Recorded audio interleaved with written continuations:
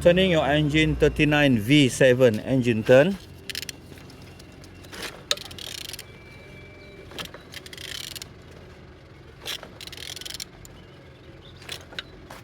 Engine is turning good.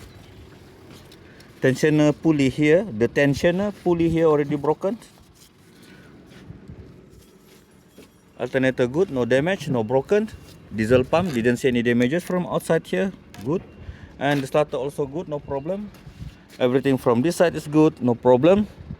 And from this side, didn't see any damages from outside the turbo. On top, all the sensors in good conditions. EGR pipe, no damage, no broken.